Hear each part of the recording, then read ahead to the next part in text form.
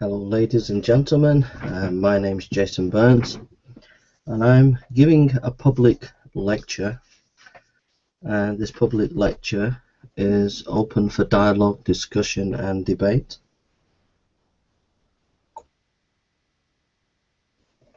And it's for everybody out there who is interested in democracy. This lecture took 6 months to research and took a lot of critical reflection and thinking, and so this lecture is not to be taken trivially, and I would ask the general public to respect the contents of this lecture. I would ask those who are public policy makers in government departments around the world to take seriously what I'm about to say and to discuss amongst yourselves the issues that are going to play out within the lecture. The lecture is entitled Democracy, Public Space and Preaching.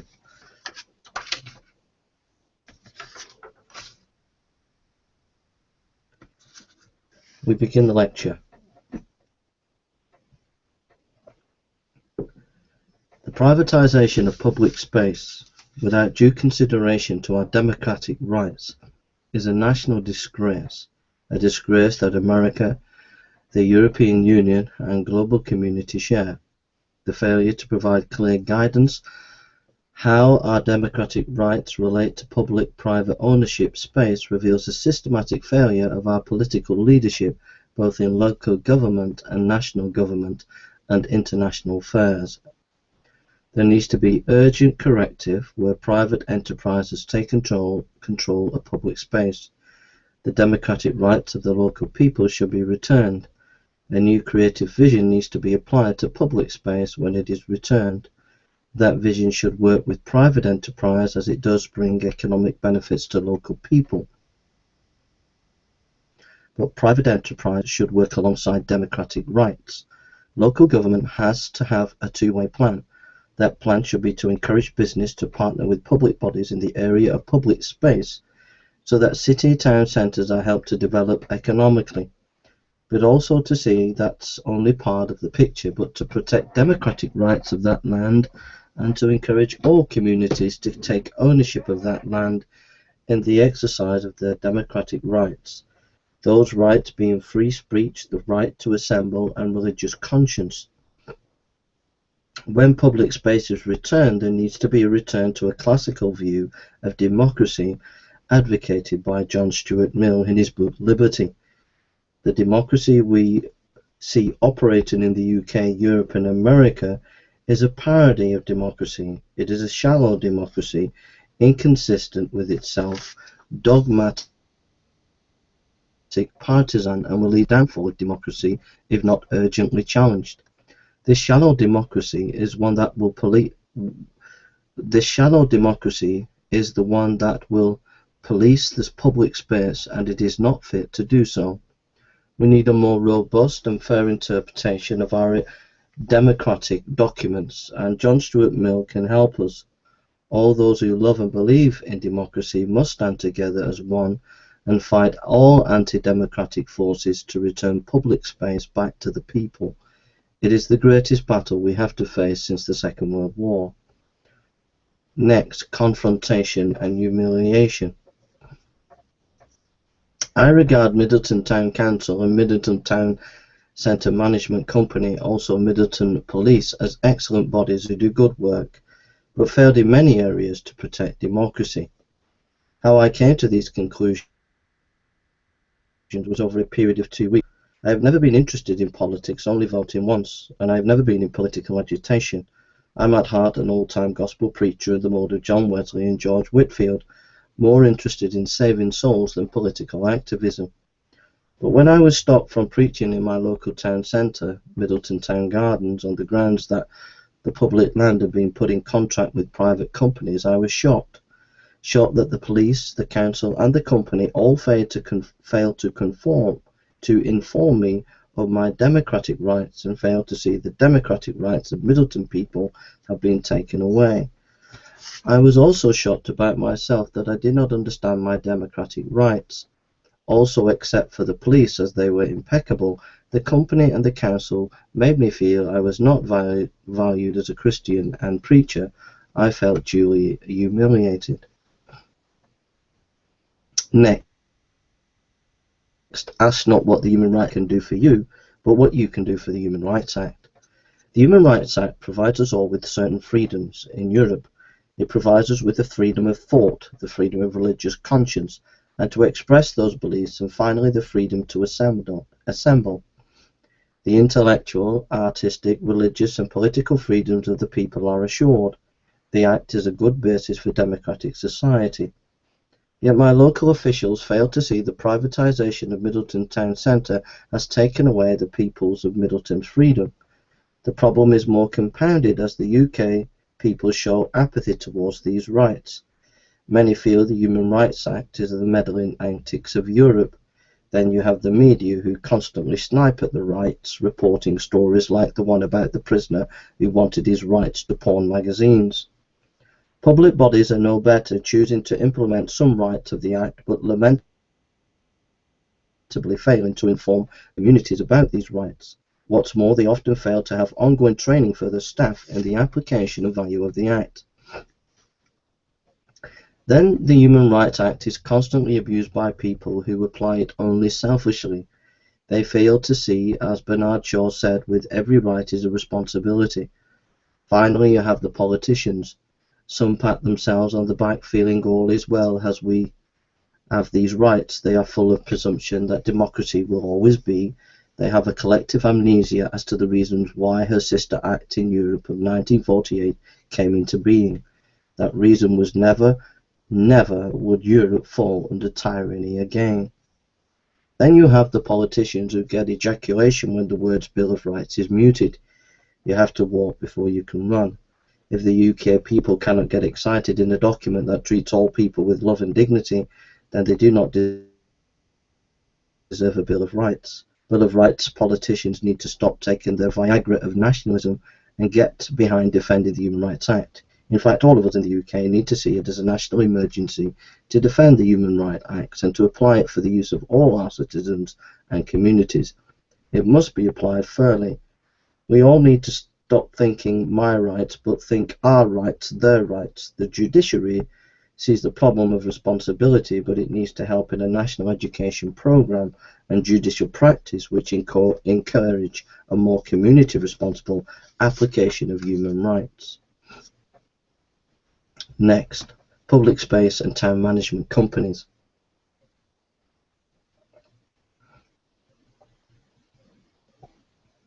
Just to decide, those who are in America, just bear with this because this will have a direct application to you in a second.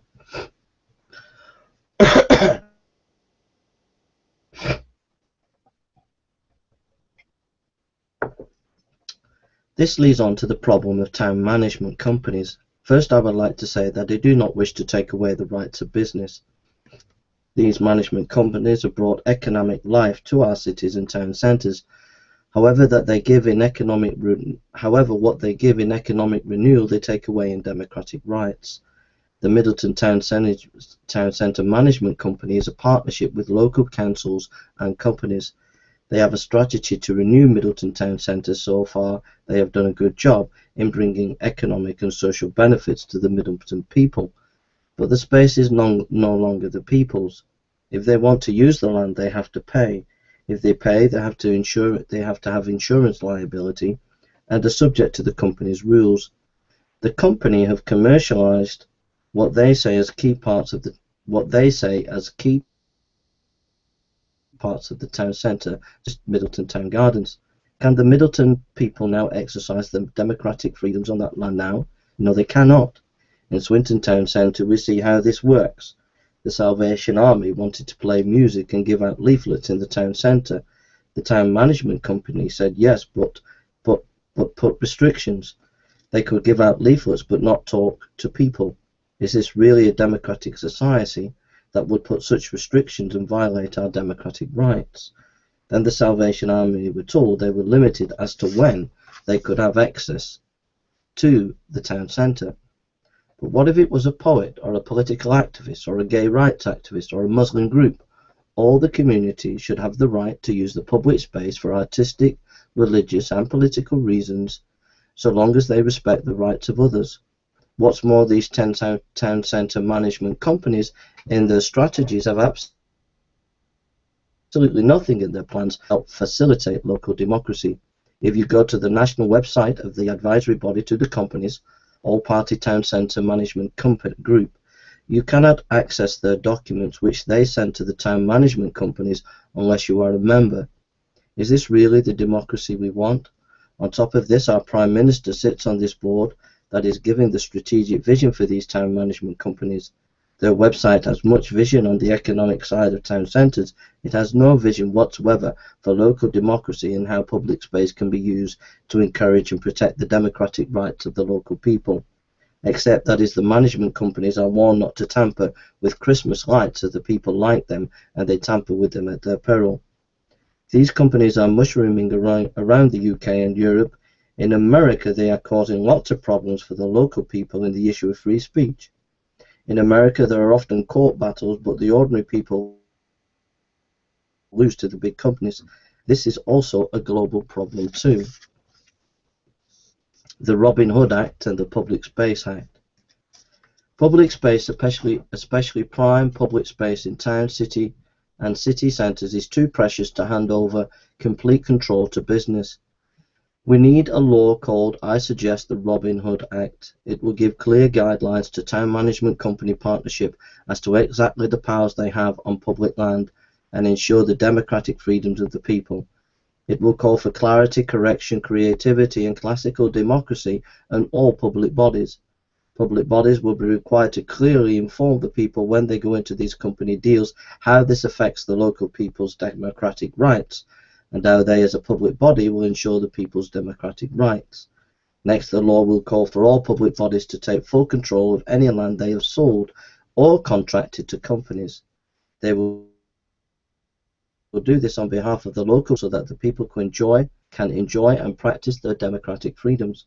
Public bodies will be required to do an audit once a year to show how they use the land creatively in encouraging people in democracy. Have they encouraged all the known community, religious and artistic groups to share the space? They will also be required to supervise that space, interpreting the Human Rights Act from a classical model of democracy as set out by John Stuart Mill in his book Liberty. Europe should do the same and call it the Public Space Act.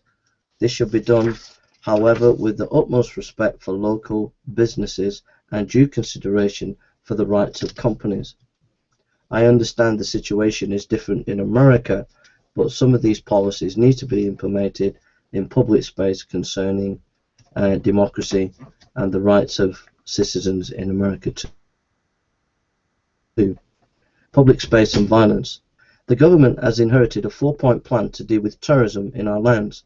Part of that plan is to encourage community cohesion so Islamic jihadists are not able to infiltrate young, disaffected Muslim youths. There are whole departments involved in this. There is a general feeling they don't really know how to solve the problem of homegrown jihadists. But taking back prime public space and having more of a creative use of public space would help strengthen democracy and weaken the jihadist movement. Muslim youth should be encouraged to come to public space, read Muslim poems, share Islamic culture, share the Quran and engage in very vigorous public debate on the political issues of the day. This would make the Muslim youth feel they are part of UK society. This is much better than spying on them and promoting more moderate Muslim leaders to speak on their behalf. If prime public space is not taken back and used, then Muslims will feel isolated. Jihadists will thrive, then other military groups will form in opposition to them. Ownership for public space is vital for national security. Next, the doctrine of infallibility and the tyranny of the many. How we manage this prime public space is of utmost importance. For too long, governments have been tampering with their constitutions, implementing devolution and changing voting systems, but they are playing the fiddle while Rome burns. The sad fact is, vast millions of UK and European people are not interested anymore in the democratic process. This is also with America. They feel unrepresented, marginalised, and have little or no confidence in their leaders. This is because the democracies are run by a secular elite that invented its own brand of democracy, not in accord with the classical model of democracy. They force this on the people with an iron will, crushing any opposition that might challenge it. Certain sections of the community feel empowered by this as it suits them, but many feel squashed or ignored. Because people don't care anymore, apathy sets in. The elite feels all is well because they run the show, but the rotten seeds of decay are there for all who will see. We urgently need to return to some ideas of John Stuart Mill, the doctrine of infallibility and the tyranny of the many. This will bring new life to UK democracy and other nation states that follow our lead. Mill said that no view can claim infallibility, that the majority view needs to keep alive an opposition for its own good because it could possibly be wrong. Also, in the defense of the majority view, it has to win by reason and evidence. He said if the majority view silences opposition, then its view will become held dogmatically and fall into complacency. What this means is the secular agenda for democracy has to allow for the religious voice to speak, or democracy will decay. This also protects against the tyranny of the many if we allow opposition to our views. Opposition that respects the rights of others and the democratic process. Then if the secular agenda becomes more powerful, or any other agenda, the minority will be protected. If these ideas were applied consistently, we would see a much more united and healthier society than we see now. It is a lack of consistent application to these ideas that would lead to the destruction of our democracies if not corrected. Public space and Islam.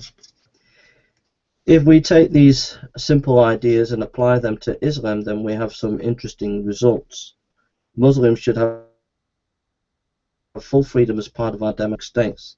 They should not be stigmatized if their women wear the burqa, for example. They should be treated as equal and not controlled by nervous politicians. They should not be made to feel inferior because they hold to ethical or cultural values that are at odds with secular values. They should be encouraged to celebrate their faith and their public arena They should be encouraged to celebrate their faith and enter the public arena in lively, vigorous debate on all political and ethical issues of the time. They should be allowed to do it with pride and dignity. Such an attitude will spark flourishing of scholarly and artistic renaissance, the likes of which we have never seen. They should also be encouraged to exercise their freedoms in prime public space and Christianity. Christians in the UK are beginning to feel under siege. That also goes for Europe and America. They feel that their rights do not matter more. This means in the next 10 years you will have a hollow institutional churches with leaders who are ultra-moderate who do not speak for the majority of the Christian community. Many Christians will start to move into house churches away from the mainline churches that have capitulated to the secular agenda. Many evangelical leaders sense this is going to happen. If tens of thousands of Christians go underground, this will speak the death knell of democracy, for a strong opposing voice has been silenced. More orthodox Christian leaders need to step up to the mark and enter the public arena and debate the Christian view. They must do it even if the age does not want it. They must do it, and the secular defenders of a democracy need to listen even if the secular disagrees. For their ideas are not infallible. For the secular must defend its ideas by reason and evidence and not dogma. The secular must protect the minority, or its own voice will die by complacency. For a few years now, we Christians have been on the back foot, reacting to situations, taking public bodies to court if they infringe our rights, but feeling we are losing the war. We need a much more proactive view of democracy and rights.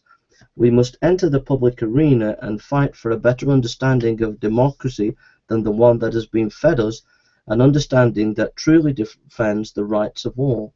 In defending other rights, we ensure our own rights. Part of that proactive strategy is to take back prime public space for all.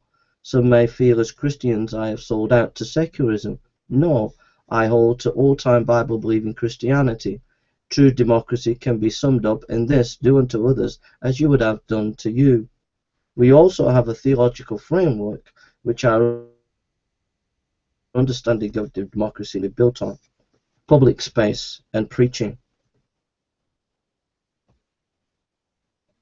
My ideas have direct impact on preaching, which I love. Preaching has had a history of 2,000 years.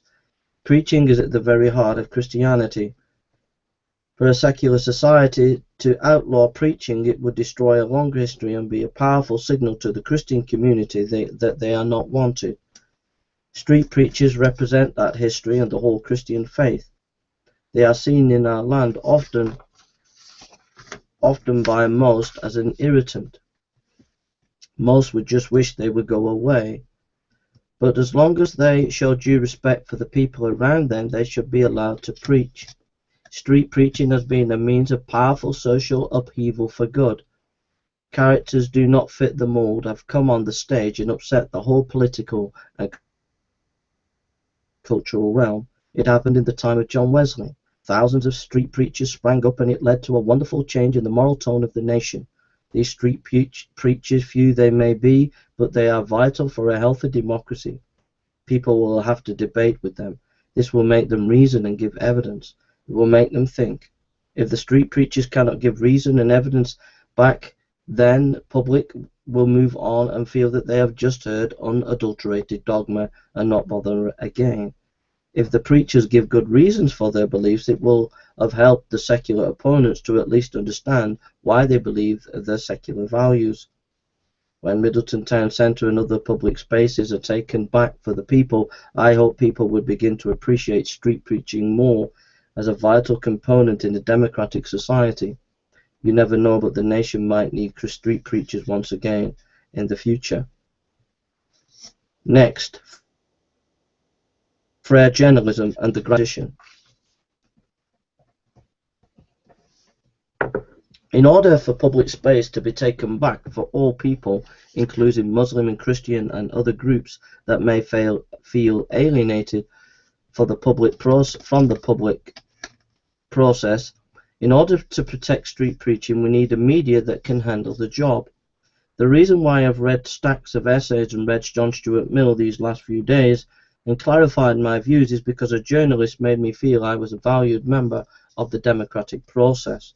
This journalist provides information on public issues for all sides so you can debate and have an informed choice. I find this liberating. Journalism is at the heart of a democracy. A weak press and a democracy will die.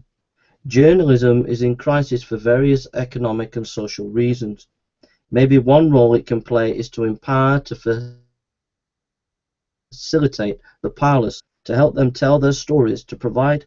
Journalists can help people tell their stories, to provide people with information from various shades of the political spectrum on any given issue, a kind of Frere pedagogy,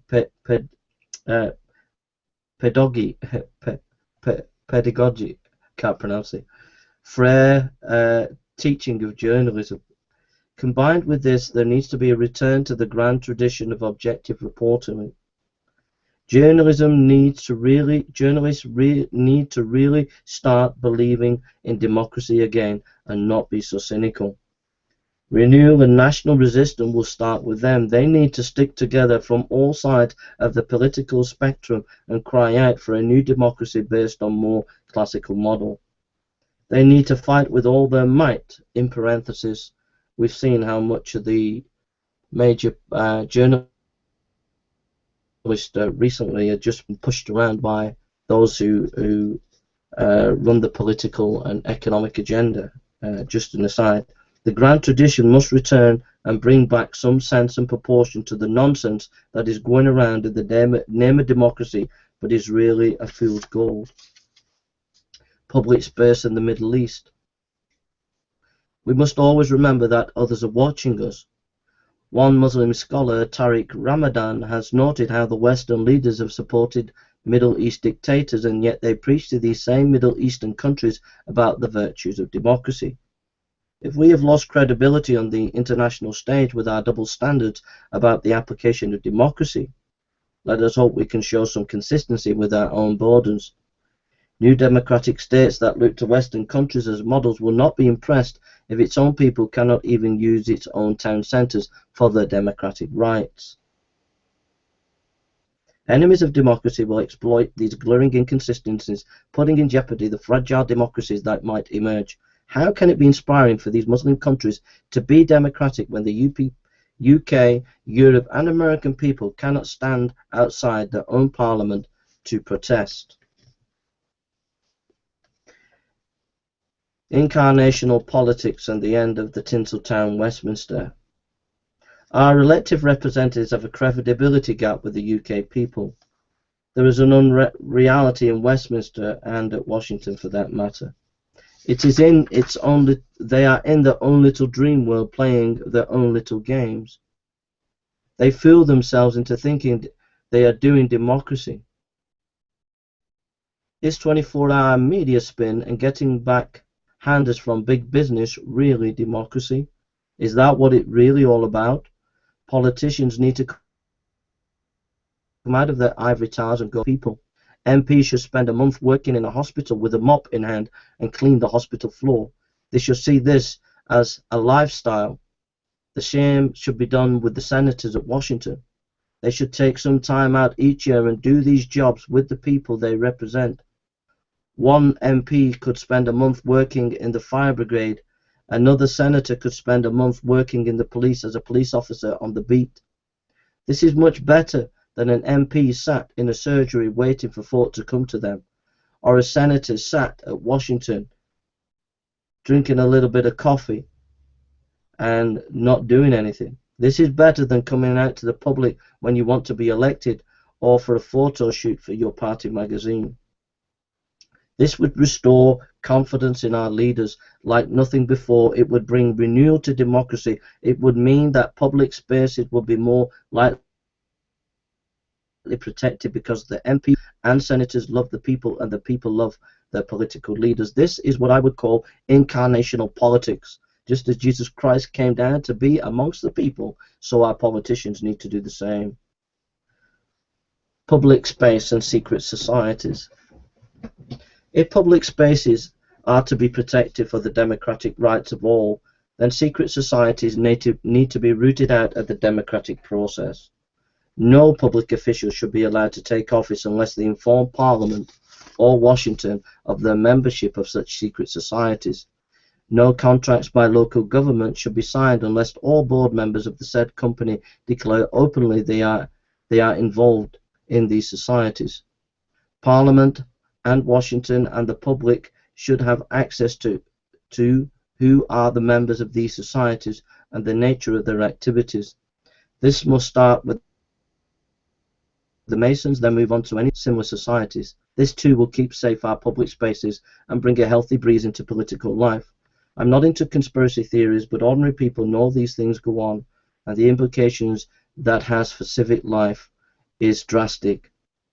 I know what I have said means I now have many powerful enemies and they will seek to utterly destroy me. But if we are going to have good democracy, then the true Democrat will fear no opposition, but work to defend the rights of the people come what may. The fire that burns in my heart for democracy will never be put out, not by a million Masons against me. Public space and public responsibility.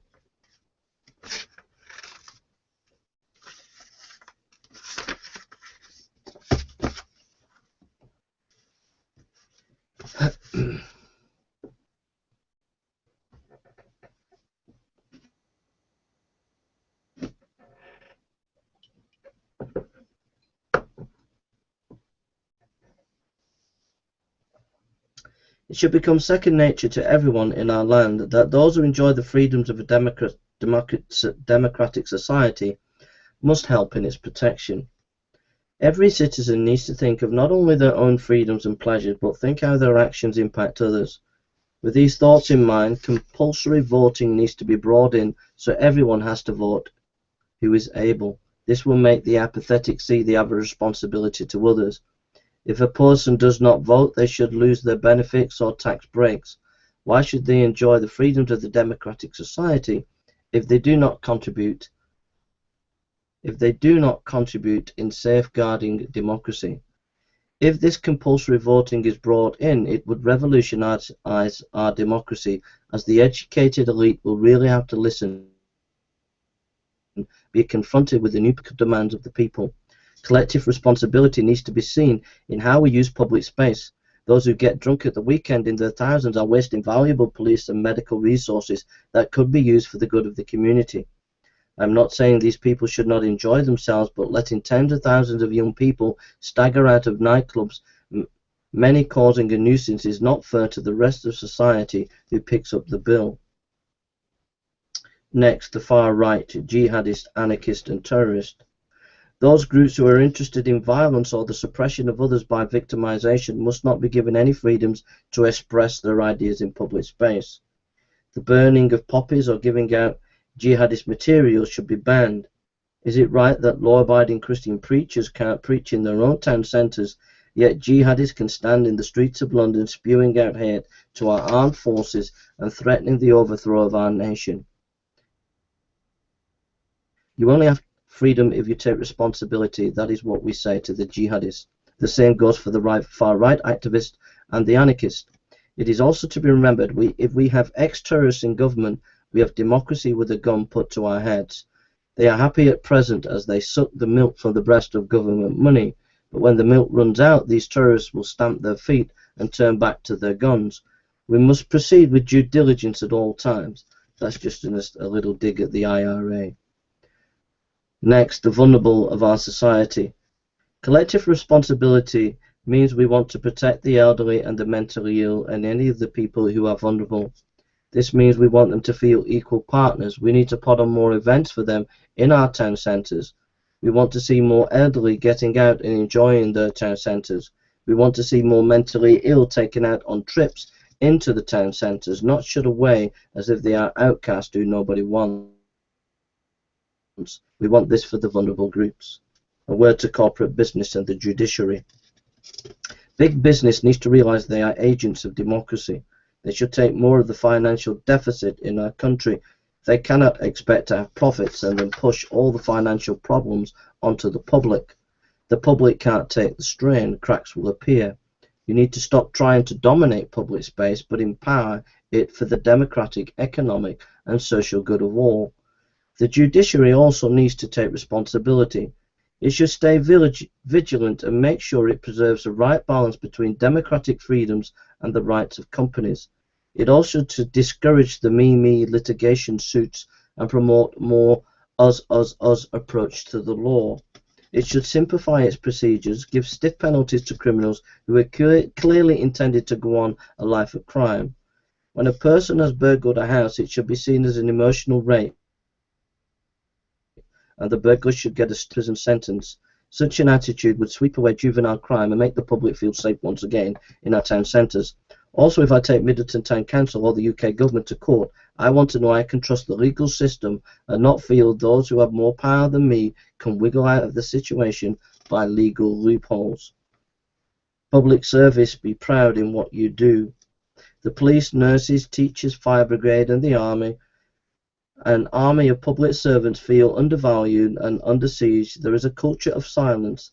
Public servants are being pushed by managers to hit targets and follow government guidelines to the point public servants are bullied where they can't give the quality of service to the public they so much want to give. What this means is a lack of self-esteem creeps into local councils, which make them feel they can't do the job, so they hand over leadership to company partnerships. There has to be a culture change where the public speak out and insist on giving the quality of service needed to do the job. They must do so knowing the public is behind them. The good of all come first before targets. Finally, public servants should see that they are there for the community, not the community there for them. Too often our own people feel the town councils are dictatorial, who exercise power for themselves and not serving the people. This kind of attitude makes millions of UK citizens and American citizens feel they are visiting old-style communist officials rather than people who care about them. Blasphemy in the arts.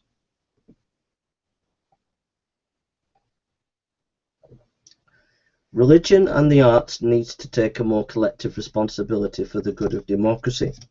This will have a direct impact on how public space is used. The arts need to encourage more Christian, Muslim, Jewish, Hindu playwrights and novelists, etc. The arts are far too often follow a multicultural agenda mixed in with the spices of secularism. This means religious groups who have religious texts who interpret them in a literal way are sidelined in free artistic expression. For example, there is no national Christian playwright who represents at least 500,000 evangelical Christians in the UK. Failure to bring in Christians and other faith groups into the arts more will lead to those groups being alienated and stifle the creative interchange of opposing ideas. Having drama groups where Jews, Muslims, Christian playwrights meet together with secular playwrights will foster understanding and national unity. Just in parenthesis, those who think that I don't understand secularism, because those who are hearing me talk about secularism will think, well, secularism is about allowing religious people to have freedom.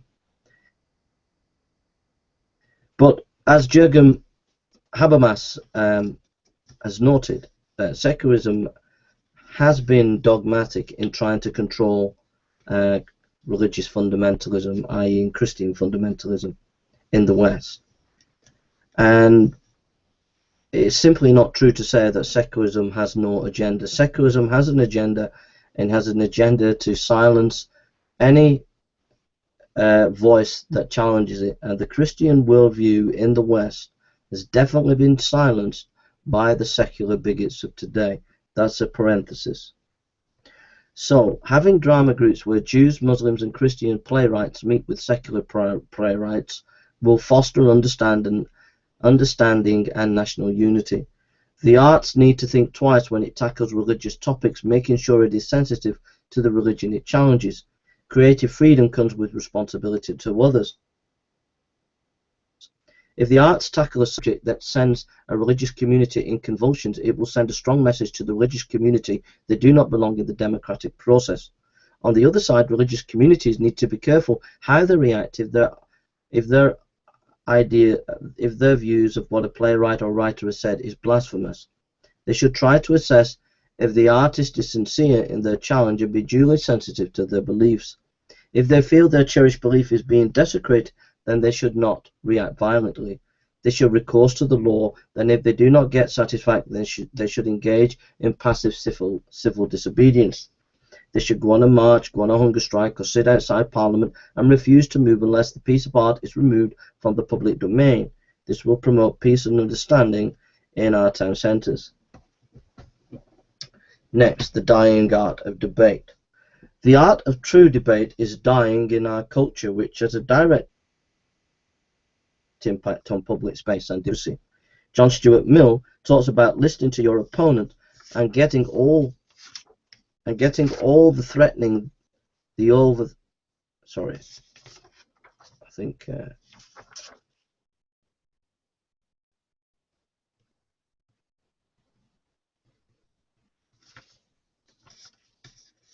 sorry, I'll just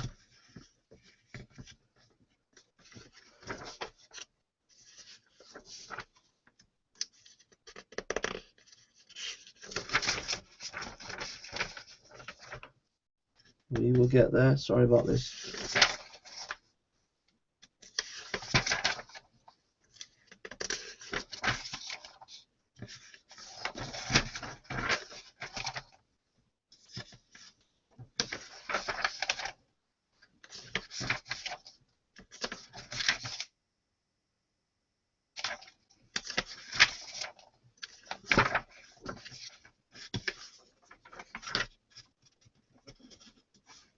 Get there. Just forgive me for a second. I've just lost a page.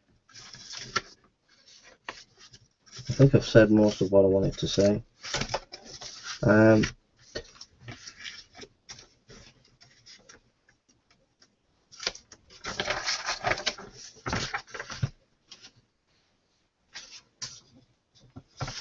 Okay, yeah, the dying art of debate. The art of true debate is dying in our culture, which has a direct impact on public space. John Stuart Mill talks about listening to your opponent, and that's where we're going to leave it. My research paper, I've lost the last few pages in the printing out of my lecture, and I'm now going to do another lecture on Luther the Reformer. But the issue of debate, it's important because I think that too much rhetoric is involved at the moment, both in the media and on multimedia platforms. There needs to be more vigorous academic discussion and debate where multiplicity of views are allowed to be listened to in the public space. And very often what you get is certain voices in the media are sidelined, are not given an opportunity. Discussions are not free and flowing, they're often controlled, and there needs to be a much more respectful engagement with each other people's opinions and ideas, especially on the internet as well. So that's my lecture. It's called Democracy, Public Space and Preaching. You might not agree with everything that I've said, and I understand that. Some of the ideas that I've come out with might seem radical. Some of the ideas you might react from the political left or the political right. You might react to it from a Christian or non-Christian point of view. But if this lecture at least makes you think about the nature of public space, basically the issue that my lecture is tackling is the fact that public space in town centres and city centres and villages are being given over to companies, and people are not realising that this is having a diametrical effect on how we understand democracy, and it's a strategic problem that needs to be addressed. The commercialization of public space, where that space was used for debate, discussion, preaching, the arts, once you commercialize that, then you've taken away the heart of democracy. And that's what I was trying to get at. I was trying to give a new vision of public space. There are town centres, there are city centres. Manchester City Centre is an example that are doing an excellent job and have avoided the commercialization of public space, and have allowed much more of a creative interplay in public space, and they've done an excellent job in my own city. But there are many cities and towns around the world today, not just in America or Europe, but around the world, that the politicians have sold out. They've actually sold the rights of the town centres and city centres to big business, and along with that you lose the democratic right to free speech and all the rest of it. And my lecture, Democracy, Public Space and Preaching, is really to challenge people to think about the whole issue of democracy and public space, and to think about it, and if it promotes discussion and debate, if it encourages people to write PhDs on it, if it encourages journalists to do things, artists, preachers, politicians, if just a few people respond to my lecture, then I would have been really pleased. So thank you for listening, and God bless you all. Please leave your comments, and take care.